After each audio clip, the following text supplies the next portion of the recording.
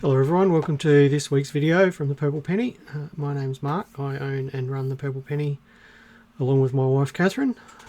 Purple Penny is a coin and banknote dealer owned by Catherine and myself. We buy and sell coins, banknotes and collections. We're also distributors for the Royal Australian Mint, and we buy a little bit of scrap gold and scrap silver. We've been here for 6.5 years, been doing these videos for most of that time. We try to have the videos at this time, which is just after 12 or 12 p.m. Adelaide time, because that's where we are. We're in Adelaide. Well, we're in the northern suburbs of Adelaide. And these videos we try to just talk a bit about what's been going on in coin and banknote news and try to have a topic of the day. Today is the last video of the month, and I decided a little while ago that the last video of the month means question and answers. Thank you to the few people that have posted up some questions in the comments this morning, and people that have fed a couple of questions to me before we started the video today. Now what we'll do is we'll jump straight into the news.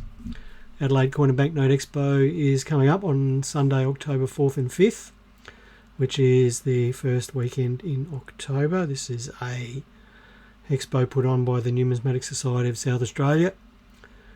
Open from 10 to 4 on Saturday and 10 to 3 on Sunday.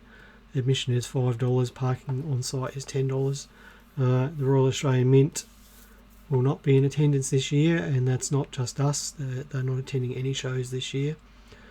And if you're wondering why there is an entrance fee, the NSSA gets charged a lot of money to use the Torrens Parade grounds, and we found out in the last week or so that to even be able to use the car park on Friday when dealers are setting up is going to cost almost 4 figures. So that's why there is a cost involved with this.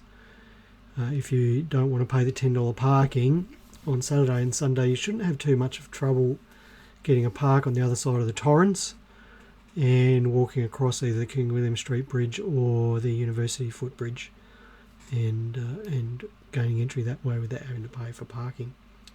Do come along. It's always a good show. There'll be 35 or 40 dealers there. We'll be there, not in our usual spot. We'll be in a different spot this year. But I am looking forward to it. I do enjoy walking around, looking through other dealers' stock. Now, where are we? Over here. Next item in the news is the coin of the year has been announced in the last week or so by the American Numismatic Society, and you can see a picture of the coin of the year there. So the 2025 coin of the year event was held in Oklahoma. There were 550 coins nominated, and the Austrian 2024 20 euro supernova silver coin won both the most artistic coin and coin of the year. It's 22 grams, 92.5% silver, 30,000 mintage.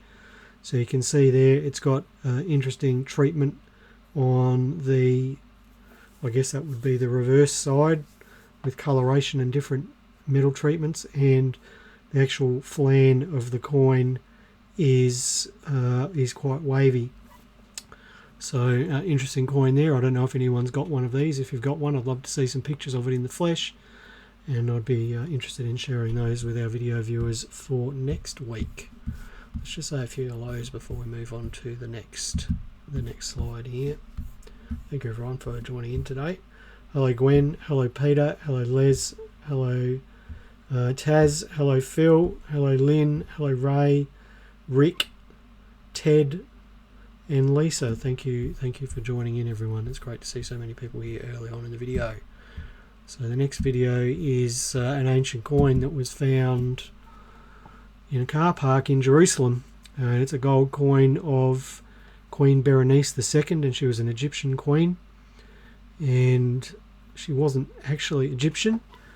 She was part of the Greek ruling family of Egypt. At that time, Egypt was ruled by what was known as the Ptolemaic dynasty, and the Ptolemaic dynasty was, not surprisingly, founded by someone called Ptolemy, and he was one of the followers of Alexander the Great.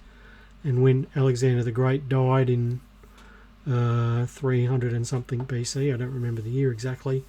His kingdom was split up amongst 5 or 6 of his followers. One of those followers was Ptolemy, and from that point forward the Egyptian kingdom was ruled by Ptolemaic pharaohs, and they were ethnic Greeks. They were not Egyptian.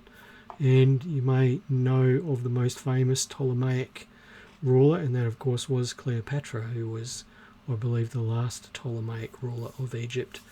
Her boyfriend was variously Julius Caesar and Mark Antony, and of course she committed suicide along with Mark Antony when Augustus defeated Mark Antony in battle. If you're of my age, your first exposure to Cleopatra probably came from Asterix and Obelix books, but of course there have been many movies and TV series about her as well. Next item in the news today, American Silver Eagle proofs this year are going to include a laser engraved privy mark. Privy mark is a mark, well these days it's a mark to just signify some sort of marketing tool. For example, the Royal Australian Mint produces dollar coins every year with privy marks on them for different capital cities and releases them in a set. Back in the day, a privy mark might have been the mark of a mint master who's in charge of a particular mint, but these days it primarily is a marketing tool. What makes this one interesting is that it is laser engraved on these 2025 proof American Silver Eagles, and this is the first time the US Mint has done this. It's not the first time it's been done though. The Perth Mint and the Royal Mint have been doing it for several years, and it's probably an anti-counterfeiting measure. American Silver Eagles are very commonly faked, and if you jump on to ebay.com you'll often see them for sale there for $15 or $20, which is well under the silver spot price, and they're obviously fakes.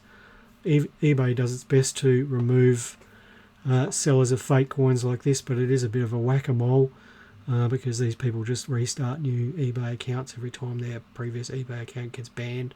They source most of these fakes in China from AliExpress and places like that, and then sell them to gullible purchasers via eBay. As I said last week when we were talking about bullion, if the price of a piece of bullion seems too good to be true, then it's almost certainly a fake.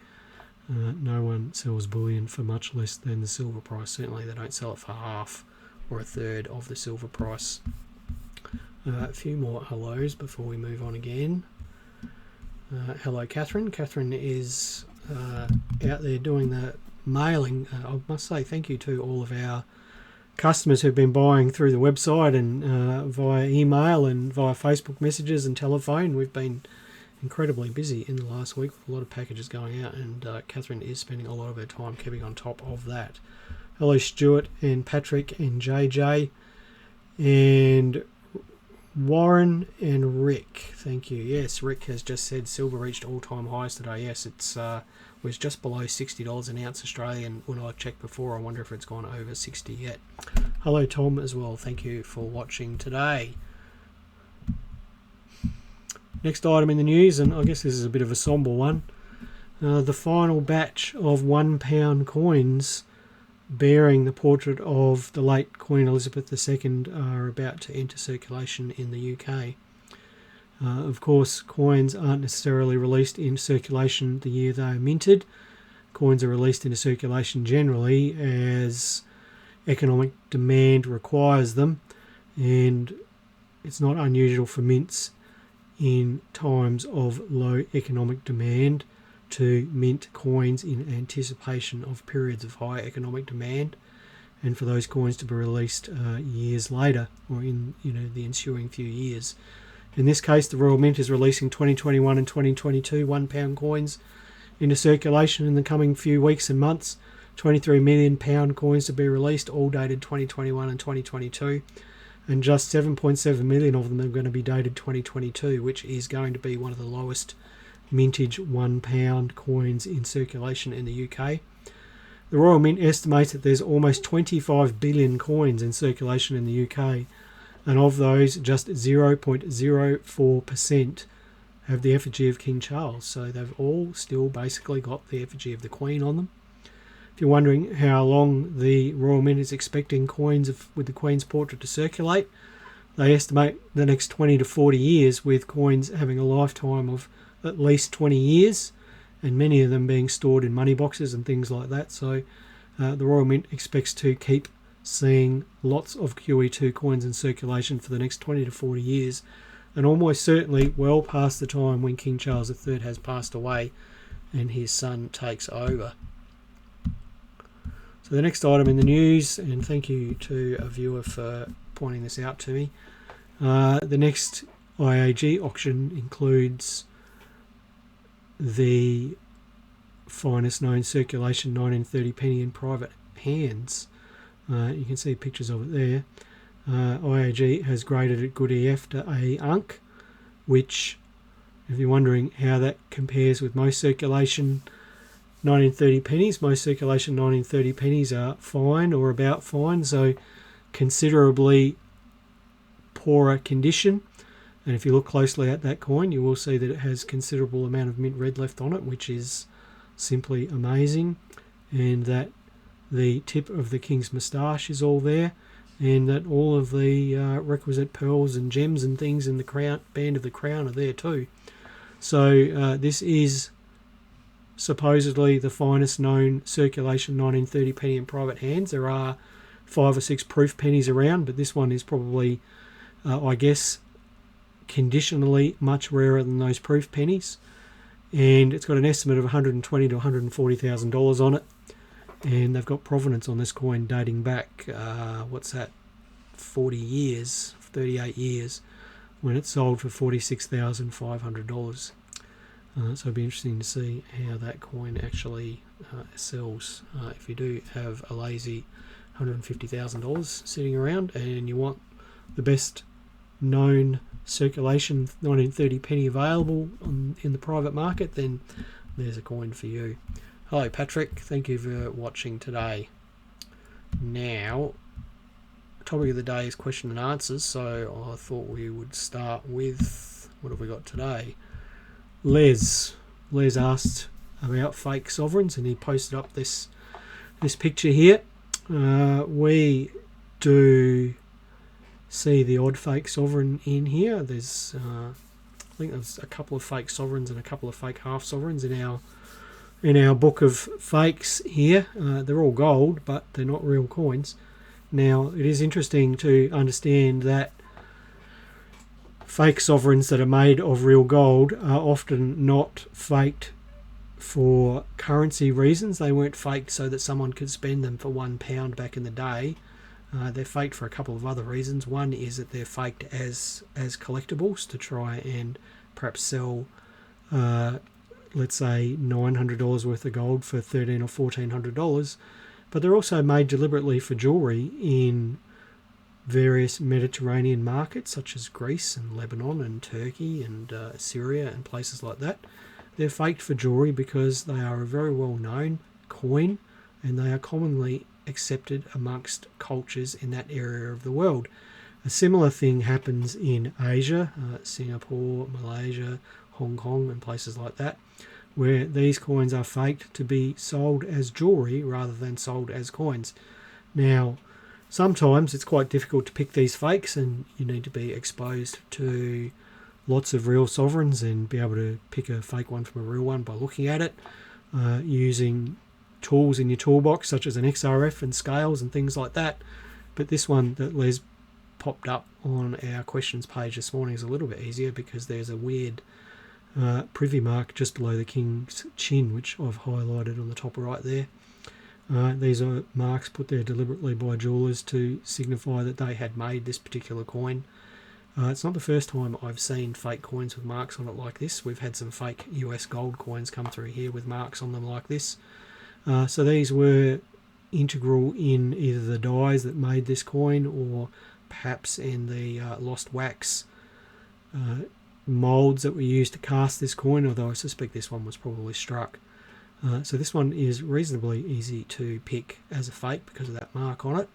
But if I had to be pinned down to highlight a couple of other things that make it appear as a fake to me, one is that the king's portrait is very flat. It's not unusual for the king's portrait to be flat-ish with this particular portrait, but in this case, given that it is supposedly either an Australian or London minted coin of the mid of 1915, it is unusual to see a portrait this flat from that particular year in either of the Royal Mint or the Australian mints.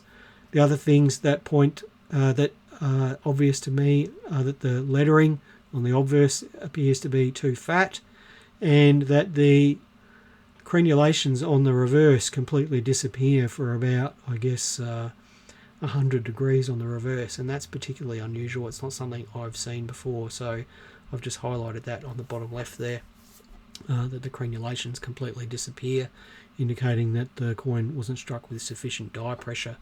Now, Les, I assume that you've got this coin in hand and that you tested it with an XRF and weighed it, and that's the other two things that I would use to see if this was a fake. Now, I've lifted a couple of questions here from Reddit, because that's it for the questions that I had today, but we get asked a lot of the questions over and over in here, and when I'm sitting here racking my brain for what to talk about, I often forget some of the common questions, and having access to social media such as Facebook and Reddit and places like that, I often see the same questions that we get asked over on those particular platforms. So what I've done is lifted a couple of questions off of Reddit that I saw posted up in the last few weeks, and this is from the Australian Coin subreddit on Reddit, and I'll just read this out to you. Hi. On the mint side, it states that there were 50,000 carded coin sets minted and regular coloured circulating coins available as change exclusively at Rebel Sport. So this person was talking about the rugby $2 coins that were released a month or so ago through Rebel Sport, the Wallabies and the Wallaroos coins. How do I find out how many regular coins were released into general circulation if it doesn't say on the mint site? Will there be more released in circulating rolls, or is it only the Rebel Sport ones in circulation? Thanks. Now, we often get asked about, is the $20-25 coin going to be low mintage? Is the 2024 $2 coin going to be low mintage? And the answer to that is that no one knows. The mint doesn't disclose how many circulation coins they mint as they are releasing coins into circulation. They disclose it via the annual report, and the annual report comes out sort of October or November every year and relates to the previous financial year, and it lists off the number of coins that they have released into circulation in the previous financial year. It doesn't list the number of coins that they've made, and that's an important distinction. It doesn't release the number of coins they've made, it releases the number of coins they've released into circulation. So what does that mean? It means in the case of these Wallabies and Wallaroos coins that you would have to wait for the next financial report, which will be due out in a couple of months, 2 or 3 months, and there will maybe a listing in there about these Wallabies and Wallaroo coins, but I suspect there won't be, because I think the release happened in July. So you're going to have to wait until the annual report next year, and all that will include is the number of coins that they have pushed out through Rebel Sport, plus any coins that they may have pushed out through general circulation. If there are still rugby coins sitting in drums in the mint's storage areas, because demand for circulation coins is low, or there's other circulation coins being released in advance, those stored coins will not be included in the annual report. Now that means that for some circulation coins, you may have to wait 2 or 3 years after they were released into circulation before the mintage figures are finalised. 2 or 3 years. So that's how long you have to wait to find these things out. That's the way it's always worked, and it's the way it will continue to work. And anyone who says they have final figures really doesn't know what they're talking about. Now, how many is it likely to be? If I had to be held down, the number will probably be between 200,000 and 2 million for each coin. And why is that? Because one die run So one pair of obverse and reverse dies is going to make between 1 and 200,000 coins, but generally coloured $2 coins have a mintage of 2 million if they're made for circulation. Now, do I know if it's going to be 200,000 or 2 million? No, but I would guess it's going to be somewhere in that range. So the next question I lifted off of Reddit was this one, and I suspect that this person actually contacted us last week as well, because the question is quite similar to one that someone asked us directly here in the shop. Coin grading of error coins. How and where do I start this process? I know it takes a while, but I have just found a beautiful error coin, 50-cent ram strike, and I would like to get it graded and protect it. I would normally just put it in a 2x2 in my folder, but I can't do that with this coin as it would damage the 2x2 or the page or other pages and coins in my folder. So a two-part question. How do you get error coins graded? Well, the first thing you should probably work out is, should you get an error coin graded? I would take a supposed error coin to a coin dealer who knows what they're doing with error coins, or contact us, verify that it is a real error, and they'll talk to you about, I guess, how much the error cost you, your motivations behind getting it graded, and then provide you with some advice about whether it's worth getting graded or not. Now, how do you get them graded? There's three ways. There's two ways. Firstly, you can join up to PCGS yourself. You pay a fee, an annual fee, and you may get some free submissions from that. You may not, but you'll have to fill out some online forms, ship your coin over to America, wait 3 or 4 months and get the coin back, pay PCGS an amount, and you'll get that coin back, hopefully in a holder with a grade and a description on it. If you don't want to do all that yourself, you can contact PCGS agents here in Australia, and the two best known ones are Drake Sterling in Sydney and Roxbury's in Queensland. You can contact them through their website or give them a call, and either of those two businesses will provide you with some guidance on how to send coins to them for then being sent to the USA. Again, you will have to pay a fee prior to the coin being sent away, and expect it to be gone for 3 to 6 months, and hopefully it comes back in a holder. Now, the second part of that question here is, I would normally just put it in a 2x2 and in my folder.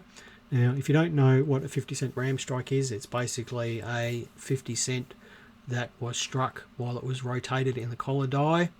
So rather than the 12 sides fitting neatly into the collar die, it's perhaps rotated slightly.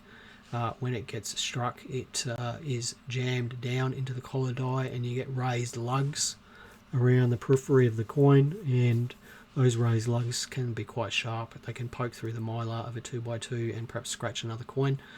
If it was me, I would just put it in a safe flip, because the PET that safe flips are made from is quite thick and quite durable, and will protect the coin if you decide not to get it graded. Now, how much does it cost an error coin graded? You'd be looking at least $150 plus any applicable handling fees and postage and things like that. That would be my suggestion. We've got 3 errors over there at the moment, but they are all high value errors, and those are going to cost northwards of $350 to get graded. So error coins are not cheap to get graded, and that's why understanding your motivations for getting an error coin graded are important, because financially it doesn't make sense to get $100 errors graded if your plan is to sell them for a profit, because just simply getting a coin graded doesn't increase its value. It may make it easier to sell, but it doesn't necessarily increase its value. A 50-cent ram strike found at face value in high grade may be worth grading and may make it easier to sell, but I would conduct some analysis comparing the sales of graded examples versus ungraded examples to see if it's worthwhile. John says free submissions from PCGS don't include errors. Yeah, that's right. The free submissions are usually, I think, regulars, and regulars are, from Australian coins point of view, would be gold coins or pre-decimal coins valued at over $300. That's a regular submission. Rick says errors cost over $100 the last time I sent one. Yeah, Rick, they do cost over $100. That's right. Tom says, do you recommend insurance on postage? If you are sending coins to the USA, then I know that Eric at Drake Sterling offers insurance as an option, and we take advantage of that ourselves. Here in Australia, then there is Australia Post insurance, and I'm not going to comment on the details of that because I'll say something wrong, and Catherine knows all about that, and I'll just get told that I've given you the wrong information. But there is some insurance, I believe, on every Australia Post package. Whether Australia Post will pay out on it or not for coins, I'm not 100% sure. So that's as good as an answer as I can give you about that. Now, is there any other questions here? Because if there isn't, then I think we're done. I don't believe there is any other questions there. Right. That's it for this week. Now, in terms of releases coming up, the lunar coins are coming up in the first week in September. So this year we're just looking at the two $1 coin lunar coins, so that's Year of the Horse, and the tetradecagon 50-cent piece, Year of the Horse. And there's also, I've forgotten, there's also something else being released on September the 4th. Does anyone want to give me a hint on what the other thing being released on September the 4th is? Just excuse me. Oh, John, laser's question versus melting silver. Let me just look up what this other thing being released on September the 4th is, and then I'll get on to smelting silver.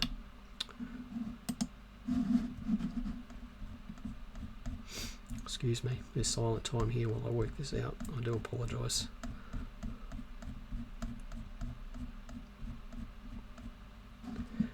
So the other item being released on September the 4th are the Christmas festive florals. So for the last few years, the Mint has released 50-cent coins for to celebrate Christmas. That's happening again this year. We're getting a coloured 50-cent piece in 5 different coloured cards and a proof silver coin as well. So those are being released on September the 4th.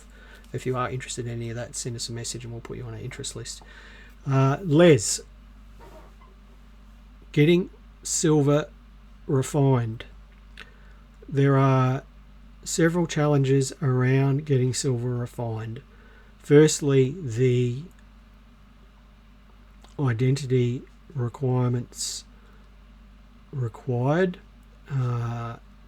because of, I guess, Australian laws around money laundering, money for terrorist organisations and things like that. So the requirements around getting precious metal refined and establishing your identity and setting up accounts and things like that are onerous, and that's describing that charitably.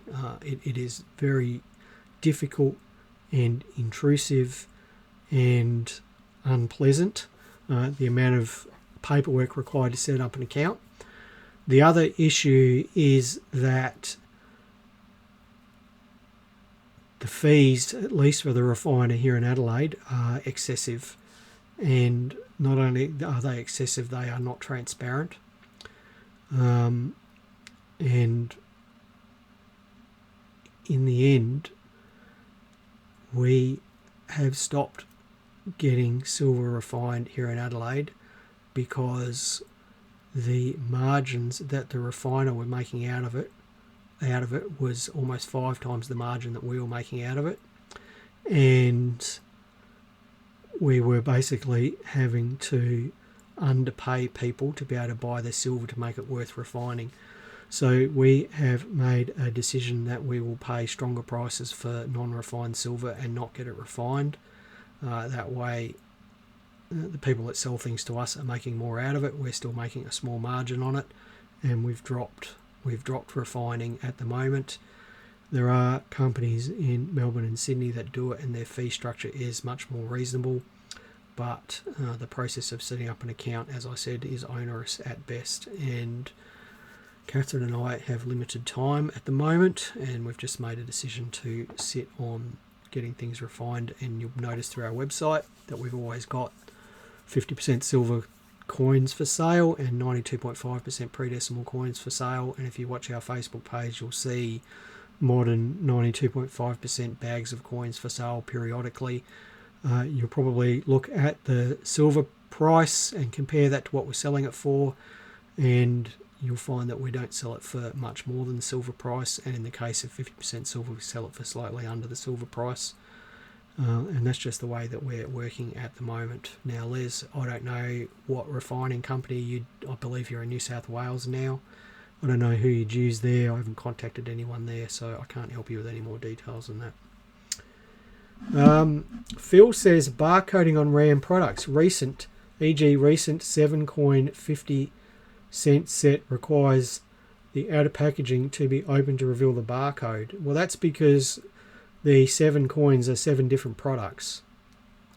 They are individual products. They have individual line items on the Mint's product list. They were available individually through the Royal Australian Mint shop in Canberra.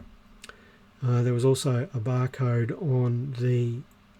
Was there a barcode on the outer folder? Because that was an individual line listed product as well. So I think you'll find lots of products like that, you know, if it's a collection of things, there'll be a barcode for the collection as a whole, and then if the products are available individually too, then they'll all have barcodes as well, and those are called EAN codes. It's part of doing international trade these days, those products. Right, that's it. Thanks everyone. Thank you for the question. Thank you, Les, for the sovereign and for asking the question about refining. Thank you to the people on Reddit who posted things up, and thank you to the gentleman who asked me about the 1930 penny, and thank you to everyone else who's watched and taken part and commented, and thank you, John, for your feedback as well. Oh, Ted. Right, sorry, Ted. Ted had a question. I think Ted's a coder. Ted, I think, was involved in coding an accounting system, and he asked me about electronic means for tracking coin collections. Catherine and I use 2 ways of tracking our collection, but these days, with time being what it is, we don't track our collections as well as we should. One is via good old Excel or Google Sheets, and the other is we have a private website where we have key items imaged and described and things like that using a content management system called WordPress. That's what we use. I don't know what other people use. There are, for example, websites like Numismatic that have online catalogues where you can keep track of your collection on Numismatic. You can, I believe, keep track of your collection through various apps like CoinScope and things like that. And I've had people come in here with 10-year-old phones that they can't get rid of because they're using some app on their phone, a notepad app or something like that, and they've got their collection in there. The app's no longer available on the new version of the iPhone, so they have to keep carting around this dinosaur of a phone to know what's in their collection on there. So I don't really have any tips. I'm terrible at tracking my own collection, and any advice I give would just be bad advice because I'm so terrible at it. Yeah. Oh, there you go. John's just said PCGS showcases. Of course, if you've got a PCGS account, you can use your PCGS account to track a collection as well. There are lots of different ways, but if I was asked to do it tomorrow, to start from scratch, I'd probably do Google Sheets. That would be my thing, but I am a notorious spreadsheet creator. Catherine always rolls her eyes when I said we need a spreadsheet for that, so that's how I'd do it, but as I said, that's probably bad advice. Right, that's it. Okay, bye for now, everyone. Have a great week. Happy collecting, and we'll see you same time next week. Bye for now.